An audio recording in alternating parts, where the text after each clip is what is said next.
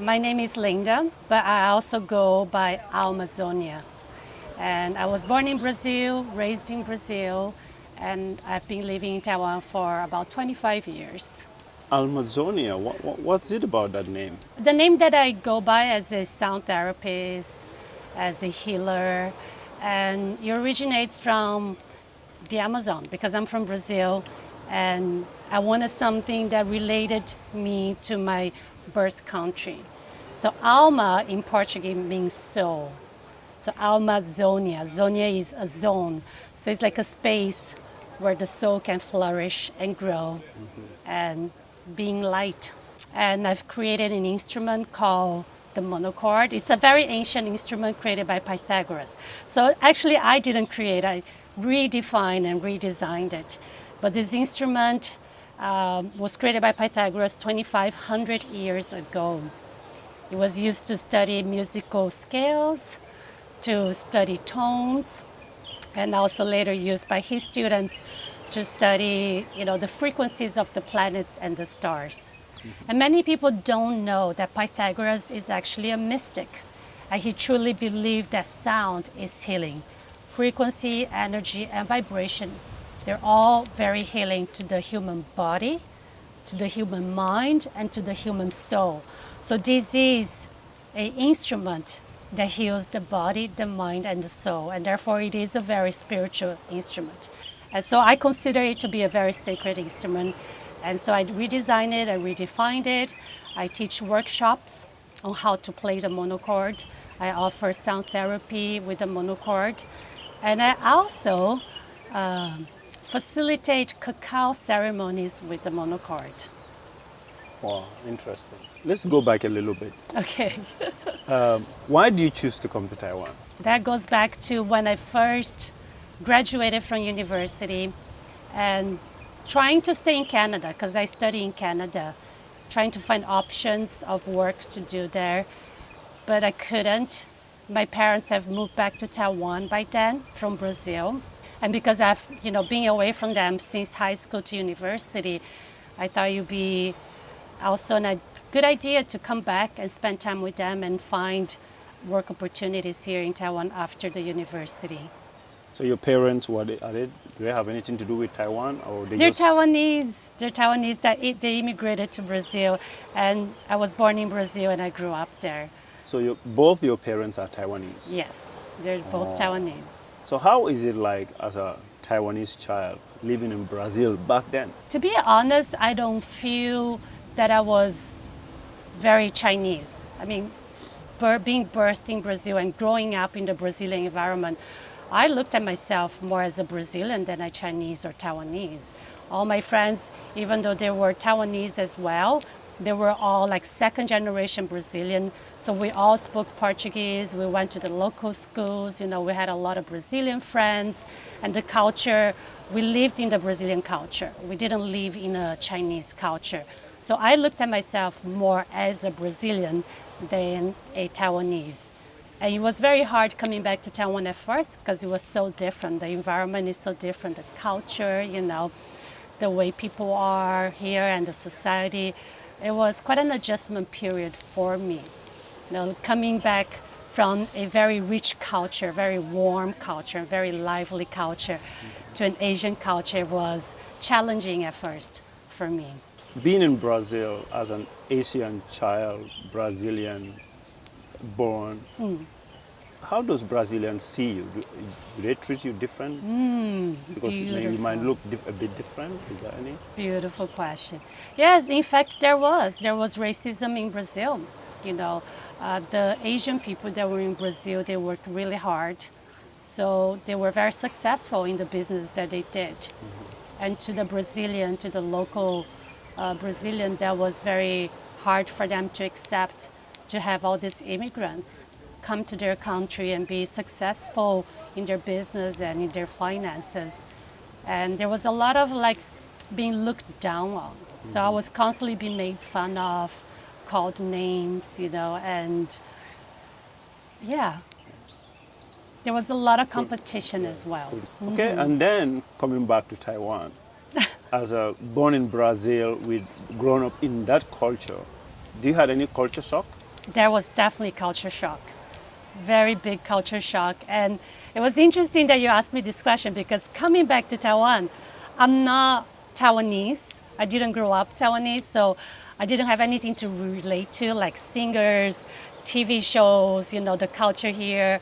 I knew nothing of. So coming back here, I look Asian, and so a lot of people here just treated me as Taiwanese, and then they had these expectations of me that I couldn't fulfill because I wasn't born here and I didn't grow up or go to school here. So they will ask me questions that I didn't relate to and I didn't know how to answer. I'll go to the banks or post office and I couldn't read Chinese and I still can't read very well. So they will always be like, but you look Chinese and you can speak Chinese, but you cannot read Chinese. Like, where did you grow up? Why is that so? So there was an adjustment period. Very interesting. When I first came, I lived in Taipei. Now I live in Kaohsiung, but at first I lived in Taipei. I had a sales job at a tech company. Nice. I was, selling computer chips overseas. And later on, I got promoted to a managerial position. But the Taipei life really didn't suit me. And after about 3 years, I decided to move to Kaohsiung. What Brazilian culture would you wish to introduce to Taiwanese or you wish Taiwanese would adopt? I think the beauty of Brazil is the rich history, the rich culture, the literature in Brazil, the music, the food. There's so much history behind it that anywhere you go in Brazil, you will experience that. And Brazil is such a big country, there's so much to explore. There's so many sights to see. I was born in São Paulo, but I didn't really get a chance to travel much. But just in São Paulo alone, the arts, the culture, the music it's everywhere. So if you can stay a week in São Paulo, you experience, what it feels like to be, a Brazilian. I think that freedom in life, really truly enjoying life and not being slaves to work and being slaves to money, to a financial status. That would be number one. The warmth, of just welcoming people into your lives. But I have to say that Taiwanese are beautiful people and they're very compassionate and very kind. And they express themselves in different ways. But the Brazilians, they're just very affectionate. They love a lot of body contact, a lot of hugs and kisses, and just truly being in that freedom of receiving a person in their lives and enjoying life, and finding the joy and happiness in life. During this stay here in Taiwan, what stands out most about Taiwan compared to maybe other countries that you've been? Taiwan is amazing. There's something about Taiwan that holds you. There's something about Taiwan that's so embracing and so, expansive. So being here, I feel expanded. And I think it's very related to the nature and to the energy of this island. Taiwan has one of the highest energy index in the world. There's been I think an European scientist that came to Taiwan to measure the frequency and vibration level of Taiwan, and it's even higher than that of Sedona, Arizona. So a lot of people go to Sedona for spiritual purposes. And many people don't know that Taiwan is a gem because this is an energy vortex land. And I can confirm that a lot of my friends that come from overseas and they plan to stay for 1 year, they end up staying for 10, 15, 20 years. So that's the magic of Taiwan. And that's the same for me. I plan to stay for 1 year only, and now it's been 25 years that I've been living in this beautiful island. What advice would you give to anyone who wishes to come to Taiwan? I get to know the people, get to know the locals. They have such big hearts and they're all so willing to help, so willing to share, and so welcoming. I think get to know the land, get to know the nature first, because you'll be amazed. The sights here, the waterfalls, the mountain, they're just mind-blowing. They're wonderful, beautiful, amazing, and they're very healing. So if you come to Taiwan, explore the land first. You know, you see the beauty that this land has to offer. If you are to change anything in Taiwan, what would it be? I think because I am a mother and I have two children, I feel like the education system still has ways to go in offering different options for children, you know, different options of education. I see how children work so hard here and they spend so many hours in school and they don't have a lot of opportunities to explore what they want and what they like and what their passions are. They're in an environment where they're told what to do all day long. And because they are the generation, they're going to be the next generation of the future, and they're the ones that are going to be running the future, that it is so important to give them different options. We have these feathers. Is it a Brazilian thing or? I think it's more to do with what what I'm called, what my mission is, and the work that I do. This is for me a connection to nature, a connection to the beings that used to be, you know, their energy. So when I wear my feathers, I feel connected to the birds and I feel connected to the energy of nature, and that helps me ground in what I do. So you were in sales. Yeah. What made you get into this meditation? So my journey into spirituality was actually quite a long journey. It was a long process. As I stated before, I had a sales job in Taipei, became a manager, was very unhappy, moved to Kaohsiung, and I was an English teacher for about 15 years. And I was married to a wonderful person, had two beautiful boys, and somehow life just felt, meaningless to me. I was losing myself and becoming this shadow. I didn't know who I was anymore. I didn't know the purpose of life. Even though I was happily married with two beautiful children, I just felt empty. So I took the courage to leave my marriage and then to find myself again through spirituality. And my first step was meditation.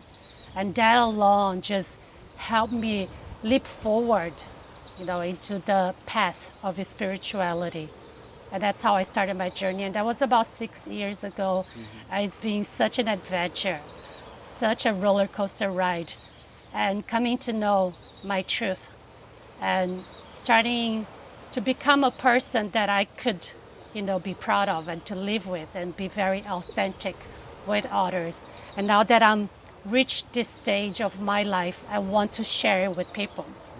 And I want to help people find themselves again. This spiritual healing, is it only done in Kaohsiung or you move around the island?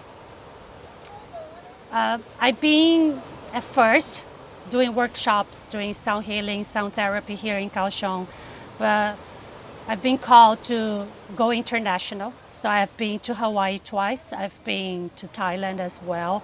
And this year, a lot of doors are opening for me to bring the monochord and cacao to other countries in the world. And there are plans to go to Europe this summer. And then the end of the year, go around Southeast Asia. I think the entire world is in need of such medicine right now, at this moment.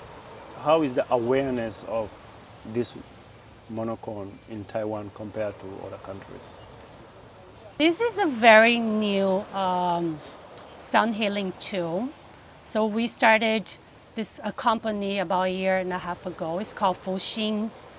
This monochord is called Fuxing Qing, which translates to holding your heart, embracing your heart piano or instrument. We've been promoting it, going to different events and bringing the monochord out, just sharing with people. And through that, there's been a great interest. We've already had over 100 students, and they themselves have continued on and started using in their own, sound therapy sessions or for themselves or their loved ones. So it's going really well. There's been a lot of interest and a lot of people already, wanting to implement this instrument in their lives. The monochord is such a new instrument. So everywhere I bring, people are very surprised and they're very curious and they're in awe of what it can do. So in Hawaii, even though the conscious community is really big, none of them have heard of the monochord. In Thailand as well, when I brought it, it was such a novelty. So I feel like this year is the year where the monochord is going to start, making its way into the world and into people's lives. And I'm so excited to be part of it. All right, be ahead of the queue and be one of the first people who have experienced this amazing, life-changing experience. That's right. The monochord, we can see that it has a lot of strings. Do they have a specific meaning? Do they have any?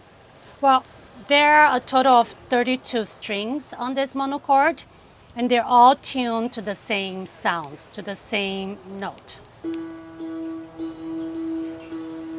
So we have different octaves in this monochord. We have the bass, which is the lower note, and we have the higher octave, which is the higher note. Okay, that's all it is. This monochord is tuned to D. So we have a lower octave D and a higher octave D. But the monochord can be played different ways. You could play it as a sound healing instrument for a group of people, or you can use it as a private one-on-one session where you place the monochord on the client's body and they have a direct somatic experience of the vibrations and the frequencies that will come off of the monochord. So it's a very direct experience if you place it on the body. And also it's a beautiful experience when you're just listening to it because you will still receive, the vibrations from listening. Different tunings will resonate with different parts of your body, will resonate with different emotions, and would resonate with, the frequency and the vibration of your body and the environment. And so the D is more of an uplifting sound. It brings you joy, it brings you happiness, and then it elevates you. Now we have monochords of different tunings. So we have a C and an A. So the C tuning is more grounding, is to keep your center, your focus, and your foundation grounded. And then the A is very spiritual, like it connects you with your heart, it connects you with your third eye chakra, with the divine, with the source. So every monochord has its own specific purpose, and the tuning has its own meaning as well. What kind of people would need this monochord? This monochord works for anyone, for children, for the elder, for the people that are stressed, for the people that are emotionally, suffering emotional issues, for people that are suffering mental issues, for people that are suffering physical issues, because it regulates our frequency and our vibration. And we all know that we're made of vibration and frequency. This is also really, really good for pets, any animals. We've done therapy for dogs, for hamsters, for cats, and for babies as well. Any living being can benefit from the monochord because all living beings, operate through a frequency and a vibration. So I'll be striking, playing through the strings, and what you'll be hearing is a series of overtones, because with the strings vibrating at the same time, it creates this layer of overtones and it builds on top of each other. And therefore, you'll be hearing this rich symphony of frequencies and sounds.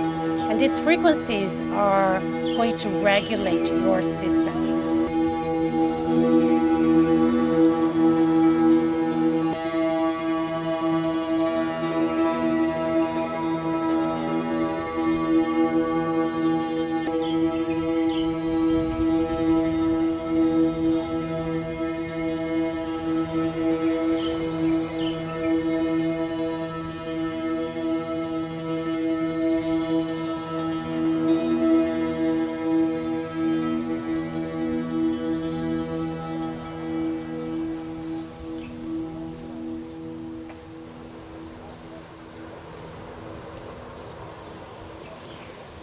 So we also have a monocord bed.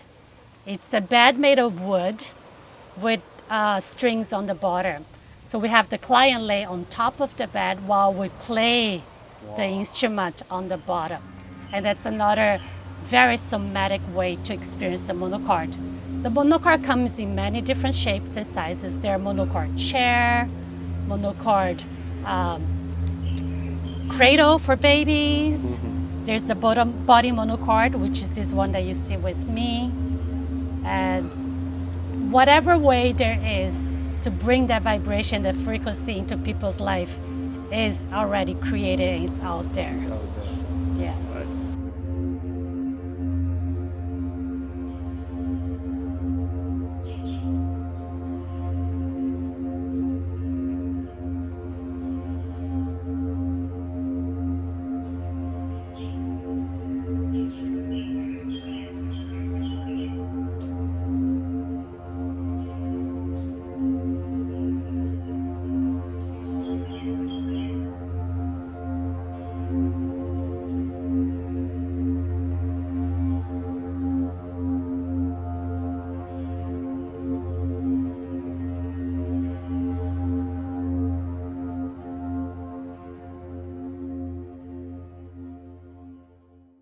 So this was a just quick 2-3 minute play.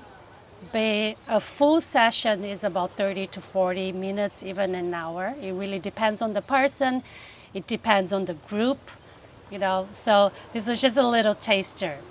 When So- you have a full session, there will be a lot coming through, you know, and a lot to process.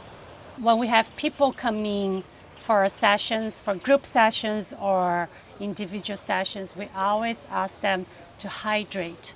Our bodies are made of water, and it's through water that the monocord can really expand its frequencies and its vibrations. So the better hydrated we are, the better we are to receive these vibrations into our being. They're going to balance out your system, whether that be physical, emotional, or mental. And after you hear all these sounds, you know, after a period of time, then you feel an inner balance. But also, you might also experience pains or soreness here and there. And it's the monocord bringing out that tightness, you know, that dis-ease that's within your body and regulating it. So you may have a physical reaction to it. You may also have an emotional reaction, which you might be, you know, connecting to past emotions or to something that happened, you know, when you were a child and you remember moments. And also mentally too, or some people might get headaches from it. And these are all symptoms of regulating your system. And so I just invite you to be open to the experience, not judge what you're feeling, and allowing it to just come through. And just observe what is coming up to the surface. And don't put any labels on it of, oh, this is bad or this is good. Just experience it and allow yourself, you know, to receive. So you can reach me on Instagram at almazonia.linda. And in Facebook, you can also find me at Almazonia, except that my name Linda is in Chinese. So it's Almazonia Linda. Okay. Both her links will be in the description below. You can go check her out. Do you have anything else to tell Taiwanese people? And I know that all of you feel this, if you feel the call to know more about who you are, that you want to know, you know, I have questions to ask about who am I? If you're feeling stressed, if you're feeling lost, confused, if you want to see the light and find the light and find the answer to all your questions, then I highly, highly recommend that you experience the monocord, and as well as a cacao ceremony, which is a gathering of people under the same intention of connecting with their hearts. And together we drink 100% ceremonial cacao made here in Taiwan, in this beautiful land. And cacao is a heart-opening plant medicine. It's not chocolate. It's very different than chocolate. So it's a drink that helps you connect with your heart. And therefore, we drink the cacao together, and we have a ceremony, a sound healing. And after the sound healing, we come to share the experiences that we had with the monochord while drinking cacao. So I highly recommend, coming to know and learn about the monochord and being curious about what is cacao. I offer cacao ceremonies, workshops on how to implement daily cacao ritual, and also workshops if you would like to become a facilitator and implement cacao rituals in your own healing sessions with your clients. Thank you. Thank you. All right. Thank you very much for giving us your time, and hope you continue to prosper here in Taiwan. Thank you so much. Thank you.